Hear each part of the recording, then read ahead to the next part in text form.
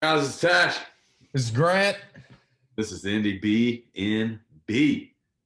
Today we talked to our boy from Alaska, the great and powerful Ed Washington, to quote Mr. Rogan. We had a great conversation with him, talked all about his music and his friendship with Mr. Nick Carpenter.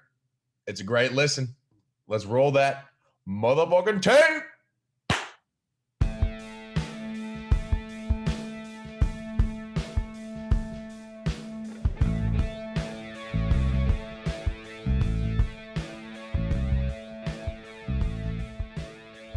All right, welcome back to Indiebnb.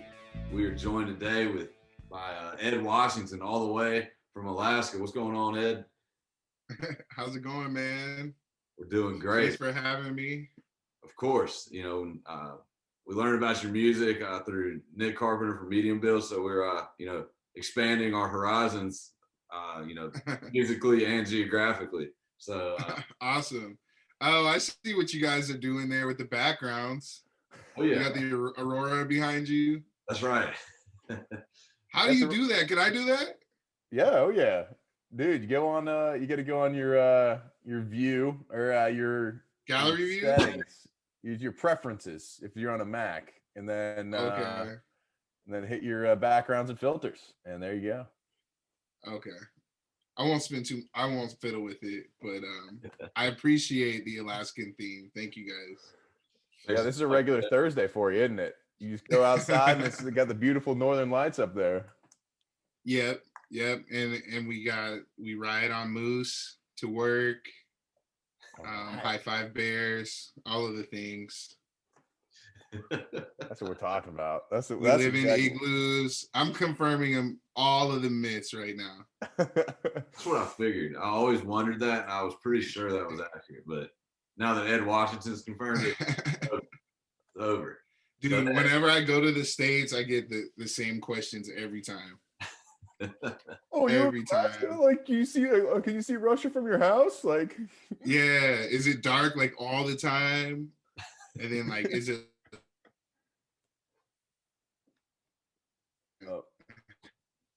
All of those questions. So we're gonna give you a question I'm sure you get every time. Why Alaska? I was born here, so I didn't really choose it. My parents came up.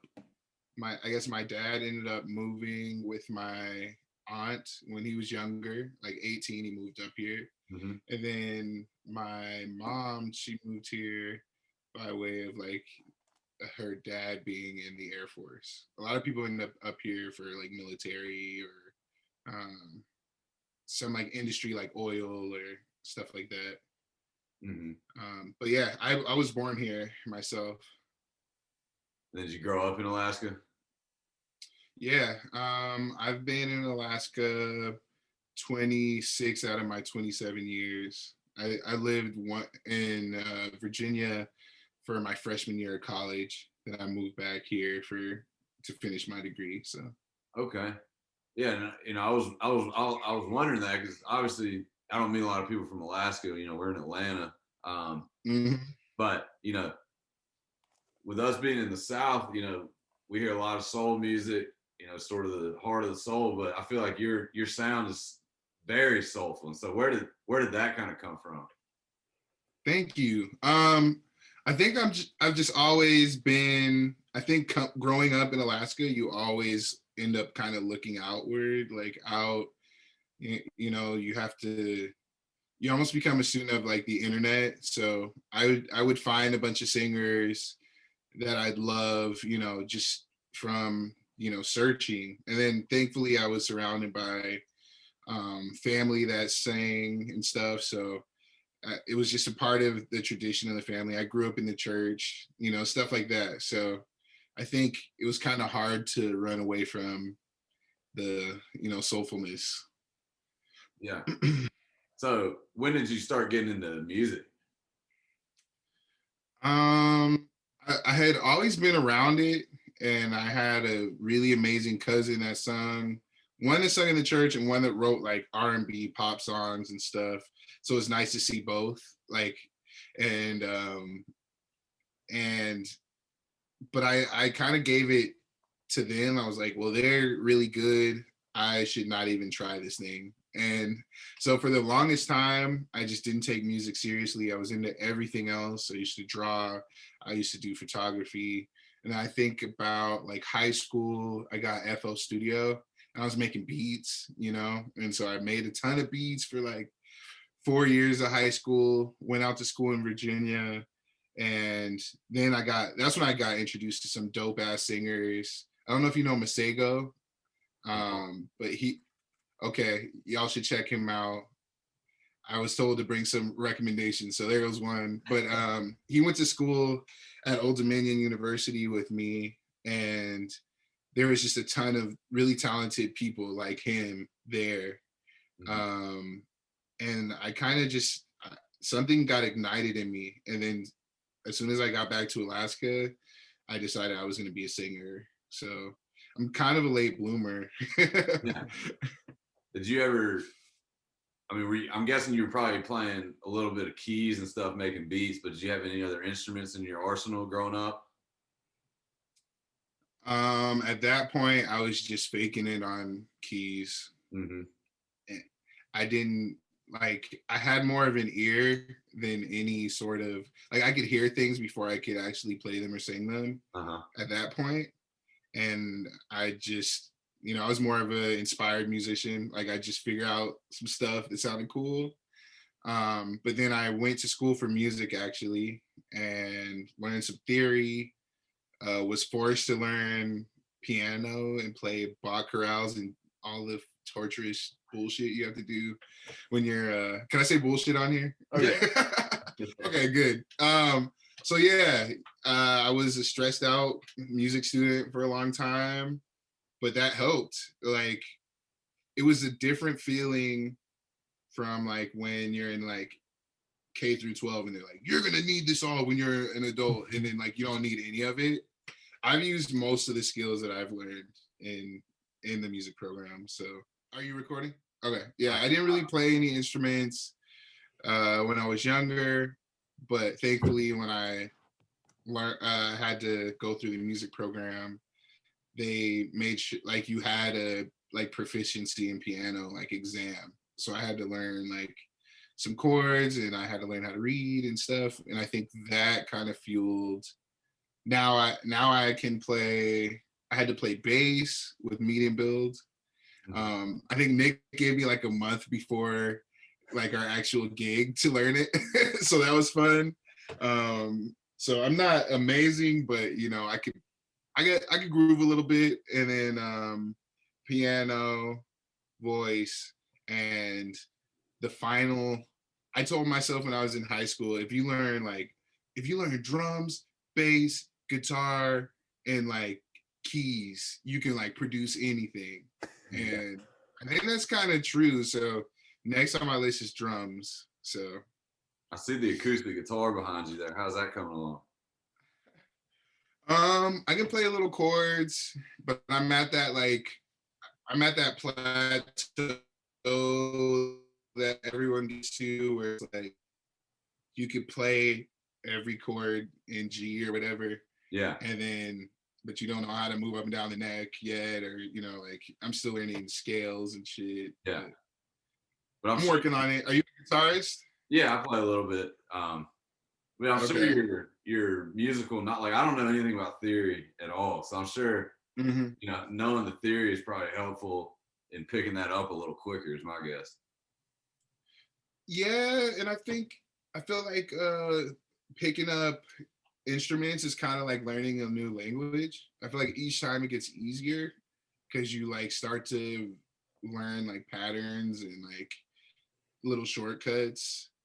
Sometimes it gets in the way because I'm like, if I'm thinking theory, I'm like, just show me every chord 1 through 7, and then I could just, I don't know, capo it or something, and then play. But there's better ways to do shit. So. No, I mean, there's always better ways. Like I feel like keys. I'm not a great piano player, but it makes sense to me because it's the same. You know, the D key is the D key the whole way up, and you know, Yep. it's a little more confusing. Yeah. Well, why is this one D? Yep. This one's not, and stuff like Mm-hmm. that. You know, what's you know, I read that you in an article you did. You know, you said that you see yourself more as a producer. Is that kind of because you just started off kind of making the beats, or is that just something that you're more drawn to?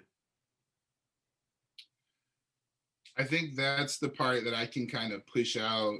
I know some people that like are songwriters and they can just like push out a song in like 15 minutes. Mm-hmm. Or they can, you know, get an idea on the page really quick. The thing that I naturally can just push out is like a beat or some loops or, you know, something. Writing is a thing that I definitely have to sit with and that I've worked on the most. And I'm still working on. I feel like it's a lifelong. I feel like anything, any artistic craft or whatever, like you can learn as much as you can forever. But the thing that I'm obsessed with is good writing and stuff. So it's hard when you hear like people like Frank Ocean or like Joni Mitchell, and then it's like, damn, this is how good things can be, and this is where I'm at. It's awesome. So who are some I guess I'll ask you one question first. Let's start with producers. Who are some producers that you're influenced by? I love Pharrell, of course. I love Timbaland. I love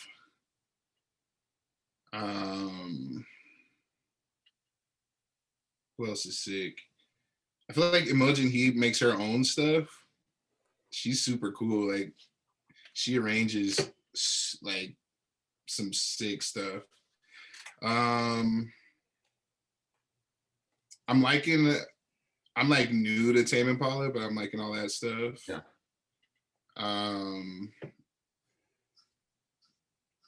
But yeah, those are. Oh, and Dark Child. He's legendary. Dark Child. I don't know him. He's done like he did a lot of the Destiny Child stuff. He did some like did some Lady Gaga stuff. I don't know what he's doing now, but he's like he spanned across like decades, which is super cool. Yeah.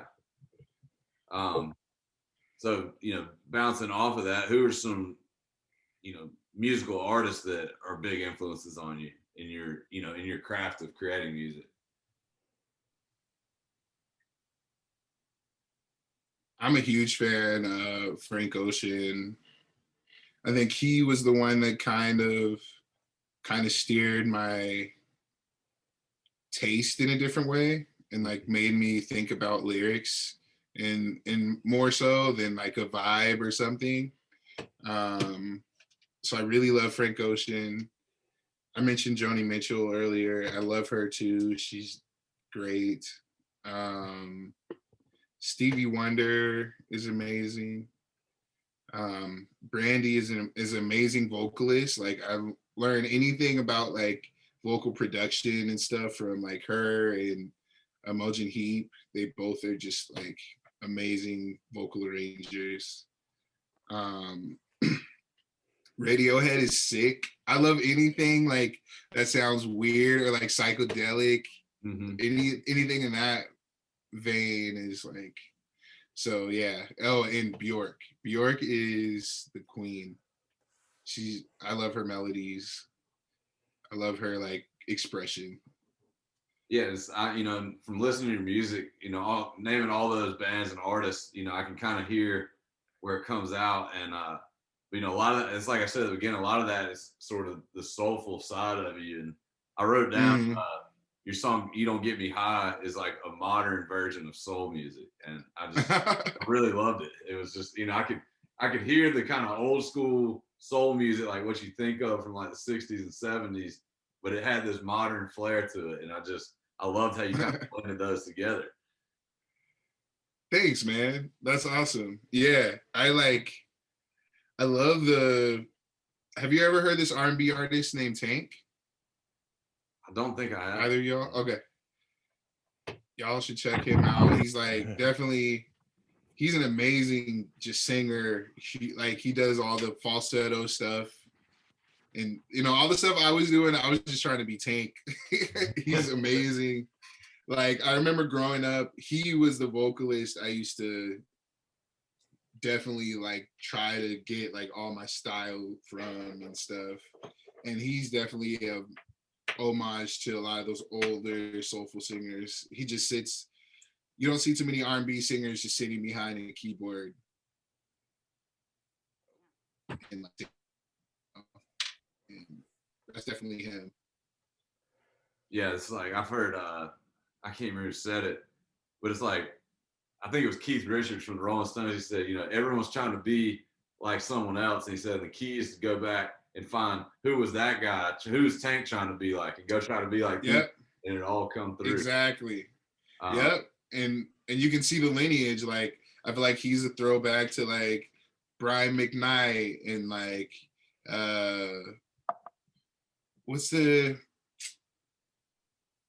what is his name? Joe. Joe is freaking Stutter. Insanely good. Oh my gosh. Yeah, you said Ruben Stutter? No, I said Stutter. That's what Joe's Stutter guy, right? Yeah.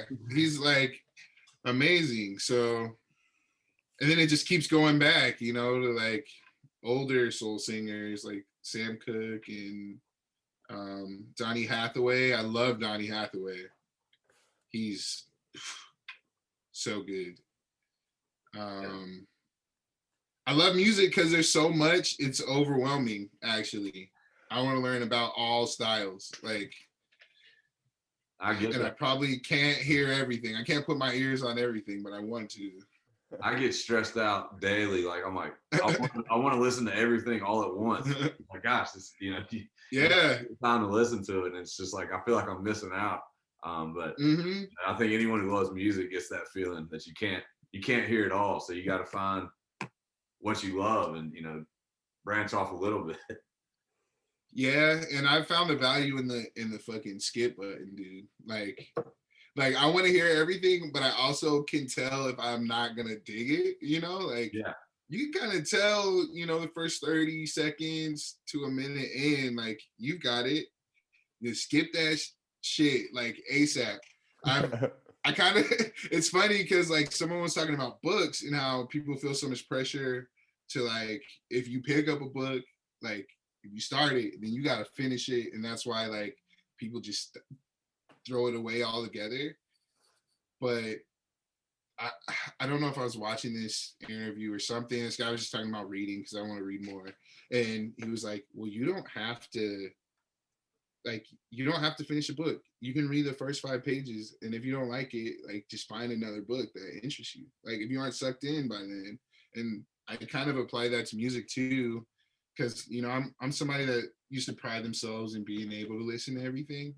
And I think, I know I can, but I don't want to listen to shit anymore. So like I'm gonna skip that and go to the next one. And hopefully that is something I love. So that's something I always remember. Like, I think we lose it in the digital age of music. But I always remember like in high school listening to CDs in my car. You get a new album, you put it in, there's like you get like number 7 and you're like, I don't like this, and you skip it, and then that one time you finally listen to it and you're like, damn, this is an awesome song. And I feel like you lose that excitement of finding something, because once you hit skip on Spotify, you'll never see that song again.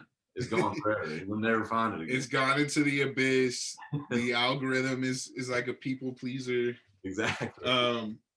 Yeah, I miss that. Like, I don't even think there's real, like, there are kind of like B-sides, but did we freeze? No, we got you. Okay. Yeah, I love being able to play through an album, and I think that like some of that has been lost in this day and age. But yeah, with that, like, there's not really B-list. It's just like good songs or bad songs, or sorry, B-sides. It's like good songs or bad songs. There's not this song that was like intentionally like not meant to be a single, but like was still meant to be a good song. You know, like it's like everything needs to be a single or something. Yeah. Or that's what everyone's chasing. So it's harder to find those, like, you know, I just want to sit with this song. And I remember the Gorillaz album was like that for me. The first playthrough, I'm talking about Demon Days. Y'all remember that one? Yeah. Y'all listen to that? Okay, cool. There's a few that I dug, but then the more like ethereal or like, you know, the ones that kind of drove the story along, I wasn't kind of that into, especially because I was younger. Mm-hmm. And then as I got older, I was like, oh shit, these are dope too. And now I just love the entire album. And I think that's the beauty of a good album. Yeah, I remember I had I can't remember what album it was, but there was the last song, I thought I'd like burned the CD wrong, but the last song, 13 minutes long. And I was like, what the hell? And nice. After 4 minutes, it went blank. Well, you had to wait like 4 minutes, and there was like a hidden track that they put at the end of it. And I'm like, you lose that with Spotify and stuff like that. And having you know, you go to an artist page and they have, here's their top songs, and you'll just go and listen to those, and you'll miss out on those deep cuts. So I think that's something that's definitely been lost that I try to fight through, but like you said, it's easy just to hit skip. And dude, like, I was watching this artist, her name is Chica. She did this live stream on Instagram, and she was talking about how her label, she had like a song, like she had an A and B version of the song, and they were meant to be like one thing, kind of like Frank Ocean Pyramids or like Sicko Mode or any of those ones where it's like, oh, this is like 3 songs in one song or whatever. Yeah. And the label was like, nah, you need to chop it up. Like, we don't give a fuck about whatever you're trying to do here. And she was just like really pissed about that. And like, I guess her fans ended up liking, like, one song got way more streams, but in her vision, it was supposed to be like, you know, 2 different songs in one track. And yeah, all of that's going away with streaming. We're here to bring it back. No more skips. Everyone just listen to it. No more skips unless it's trash. If it's trash, it's their fault. Yeah. So next question. What is greasy? Greasy. Like, what does it mean? Yeah. So greasy to me is like just to like do somebody dirty. Like, so if you did someone greasy or whatever, it's like the similar vein is like, so like shitty. Greasy is like shitty or like to do someone dirty or to kind of like screw someone over. Mm-hmm. And I think I remember hearing it used by like damn, what's that guy's name? I forget his name, but he used it in a song, and I was like, damn, I like that word. And then I just started thinking about it. And recently I got into a relationship, and I was just like, and I had been single for like 3 years. Uh-huh. And so that's kind of what, like, and I was just thinking about like how to be faithful and like what that looks like and how I don't want to hurt this person that I'm with. And so that's kind of what stemmed the song, was like, how could I do this person greasy? Like, how can I do them wrong? And so that's what greasy means. I got you. So you're saying, here's how you can be greasy and don't be greasy. Yeah. Yeah. I'm having a tough conversation with myself. Like, don't be a fuckboy. Do not, because this person is good to you. So hell yeah. I was just interested. Different, it's not greasy, it's greasy, greasy with a Z. With a Z and 2 E's. I think there's a big differentiating component of that. Yeah. And yeah, greasy is such a gross word.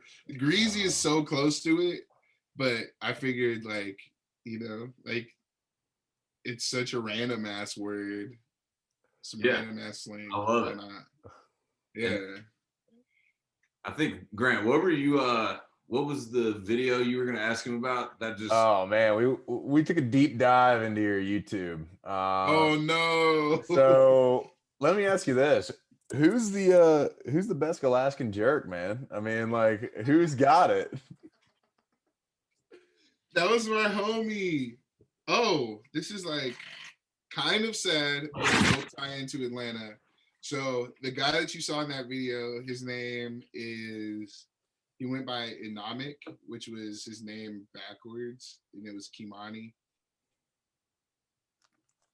Yeah, Bartlett High School. That was Bartlett. But it was back when the jerking, you're a jerk. I know you're a jerk. Yeah. That like whole trend was going, and everyone was battling in high school. Like everyone was like a dance battler. I used to pop lock and shit. Like, oh yes. But he actually was one of the first few to chase like producing from this town, and he moved out to Atlanta and did some work with what is his name? I'm not good with names, but he did some work with some guy that I guess was like a good rapper. Cash Out. Cash Out. I guess. Okay. I don't know if you heard of Cash Out. He got the one. Oh man, we used to listen, like that's a weight room every single day of our lives at Mercer song. Just like every day. Well, God, what's his? Oh my God. Il Conte. Do you smoke weed too?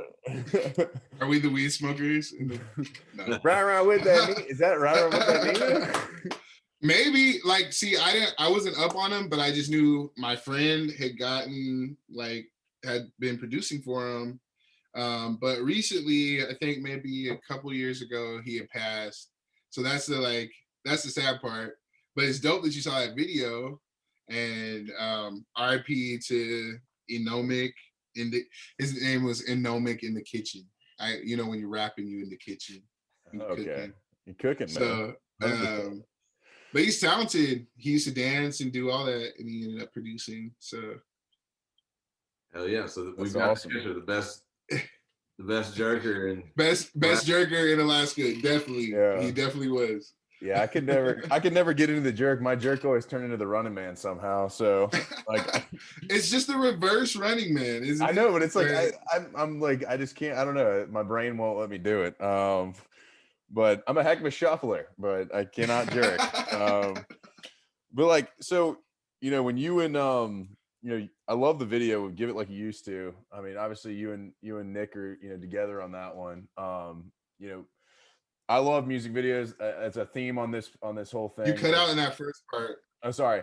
I love the Give It Like You Used To video that you got have on there. Thank you. I think that first of all, who did that, and was that you? Is that, I know you said you dabbled in a few things when you were younger, as far as like going everywhere but music. Is that something that you like went in and video edited, or like how'd you do that? So that was my good homie Alex Troutman that did that video, and he had some cool gear. He had that, like, you saw the like kaleidoscope effects and like the double exposure, and he had all these ideas about like cool sort of like more psychedelic effects that he could try out. And he was like, man, I want to do this video. And he just like went bananas and like got dancers, and like it was a whole cool thing. And then somehow I ended up on a bridge with my big ass winter coat.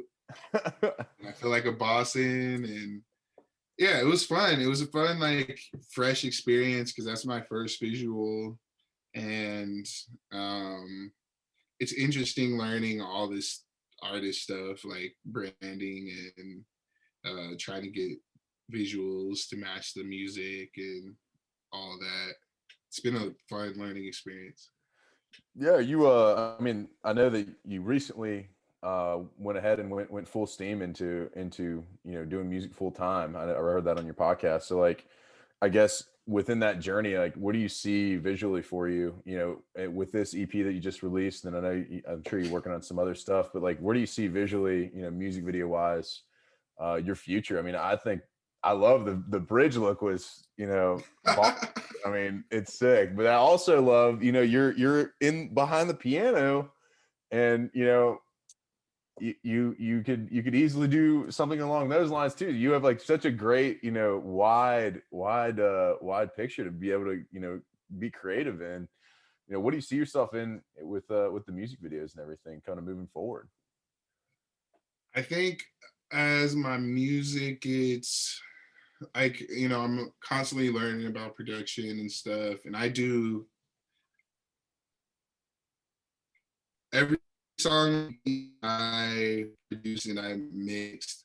I think Give It Like You Used To had some mixing and mastering done by my friend PJ, but predominantly done by myself. So like, as I grow and learn, my music is going to grow and learn, or that it's going to be reflection of all the learning and growing that I'm doing. And so I think next, like, Greasy is on like SoundCloud right now, but I'm gonna like do some polishing up on that and then put it out on streaming. And I've got some remixes coming out, and I'm gonna do a lot more covers. Mm-hmm. And I'm actually planning on launching like a Patreon and do that thing. But as far as my visuals and just the overall sound, I want to go more psychedelic. I love that lane.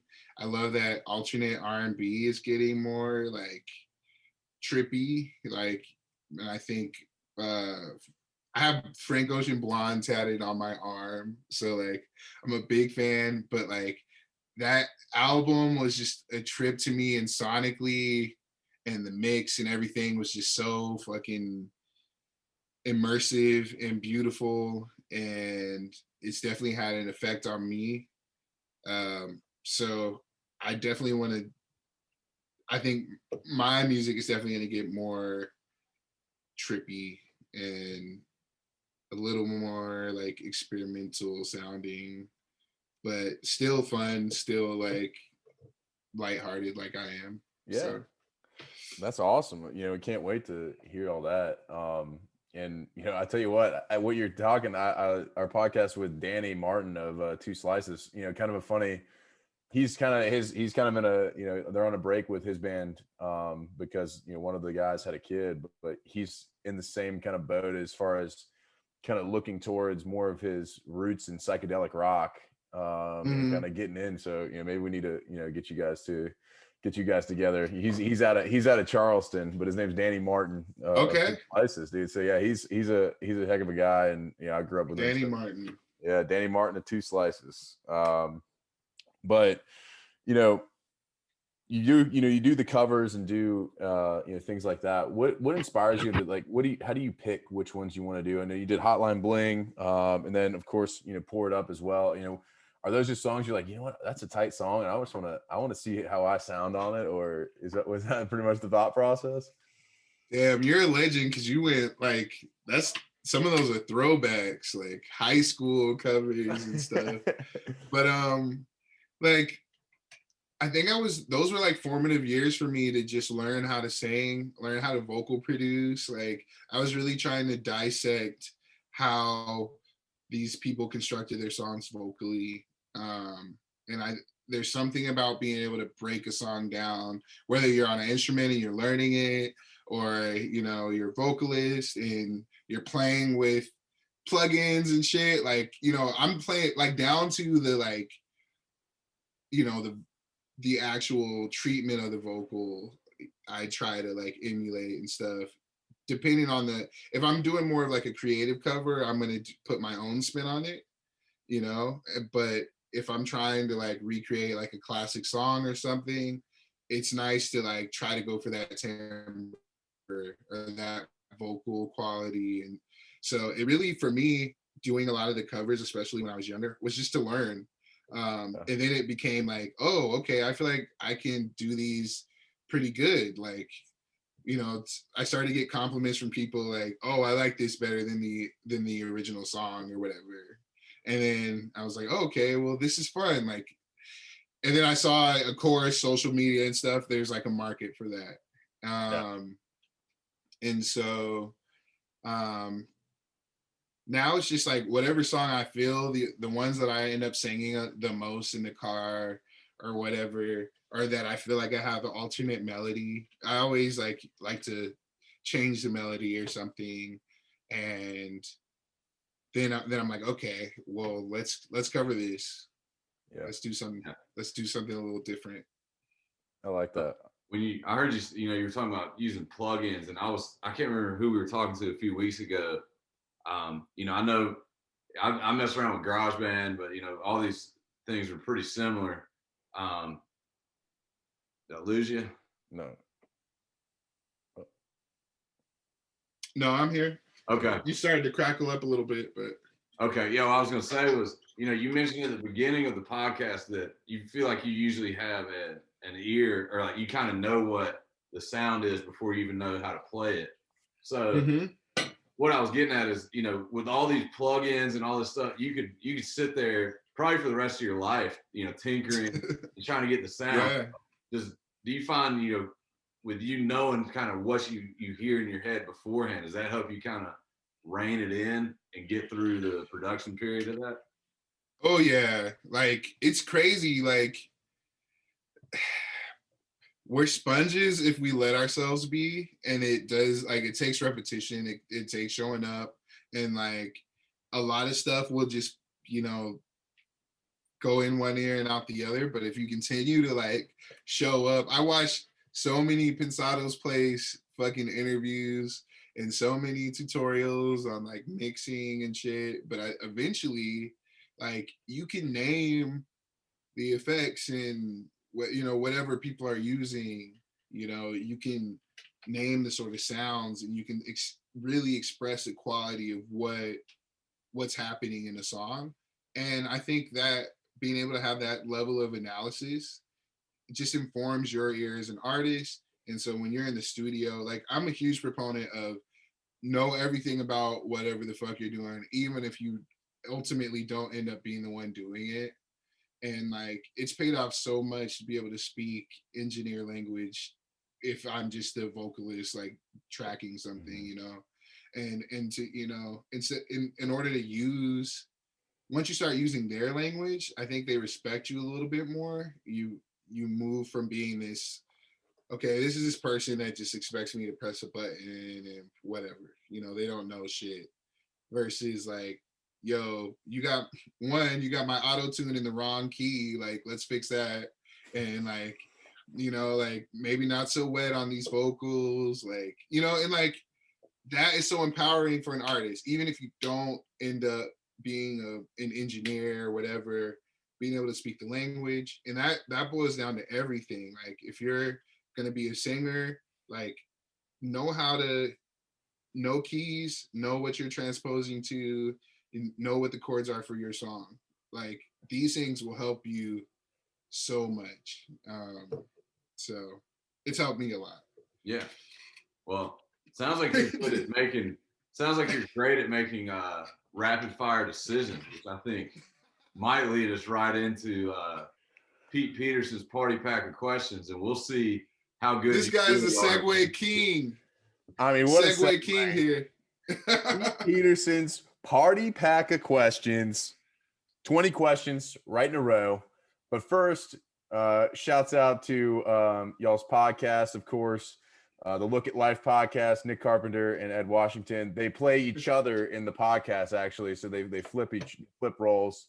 And they love talking about farts. I tell you what, man, queefs and farts. And queefs. Yes, they're huge fans of queefs and farts.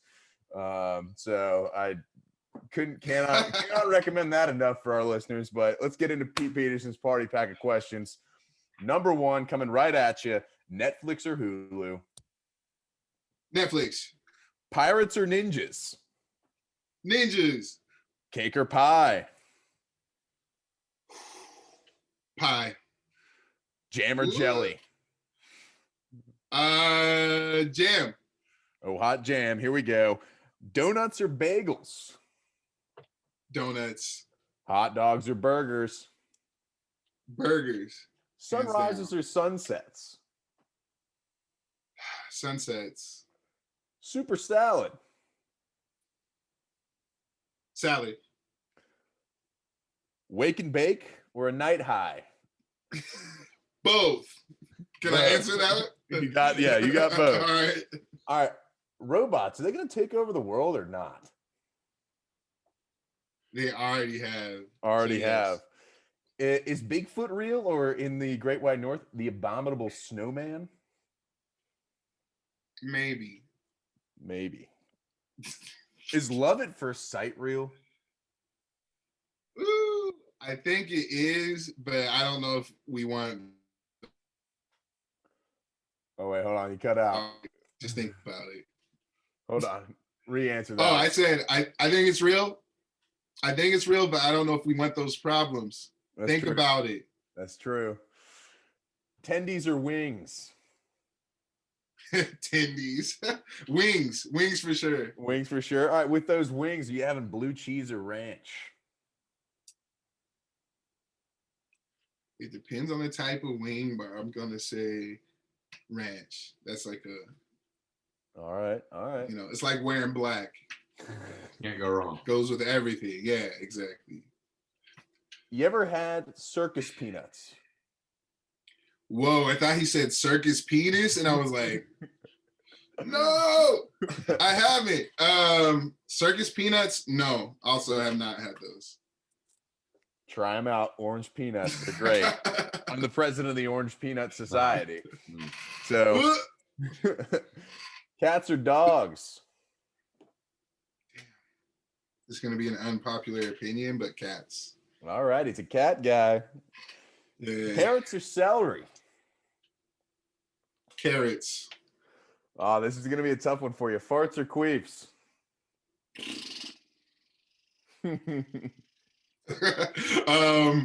I'm gonna go.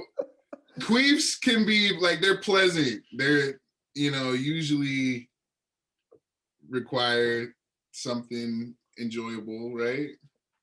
You got it. I don't want to talk anymore about queefs. We're not a queefs podcast. Hey, I'm gonna convert every podcast into a queef podcast. Oh man, I can't wait for my mom to listen to this one. Oh no, don't. Hi, Mom. I'll just get you. Listen to this. All right, who wins in an arm wrestling match, you or Nick? I knew you were gonna ask that. Me. Okay. All right. I can't wait. Happen on this podcast one day. Yeah, we'll I'll tell you what. Y'all are messy. No, I'm playing. All right, and finally, the final question of Pete Peterson's party pack. Bands we might not know. You've given us a couple. I wrote down Tank, Musigo. Who else are we? Who else locally, non-locally? Who do we need to check out? Who do you know? Who you might want to put on? Okay. Locally, there is just one of the dopest young individuals that I know, and his name is Amari. Oh shit! I should have told you his artist name. That's like my little bro. Saint Dion. His name is Saint Dion. Look him up everywhere. He's amazing. And he does it all himself, as far as I know. Produces, mixes, writes, all of that. And as far as like just like artists that I'm digging, there's a super dope. I'm gonna look it up on my phone real quick. But I've been getting into French trap. Who would have thought French trap was so tight? And French you want to hear my hot take on this? I feel like mumble rap has helped. Like, this is why mumble rap was beneficial, at least in trap music, is that it helped kind of loosen up the requirement for like language to be a part of the song. which opened it up to like now you can get like Bad Bobby and all these other sort of rap formats in different languages. And it doesn't matter to Americans. We can listen to it because like for a long time, if you're listening to rap and mumble rap, like you didn't have words.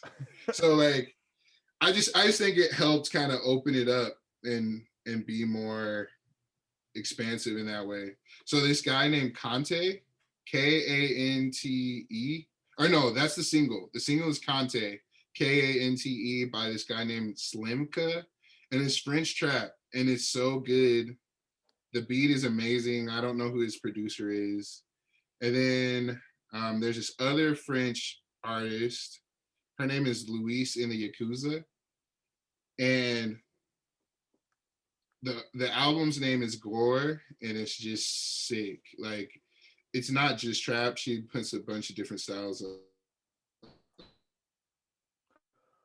Oh man, that shit is amazing. Yeah, that's. Oh, and I Dress Jealous. Have you guys heard that song?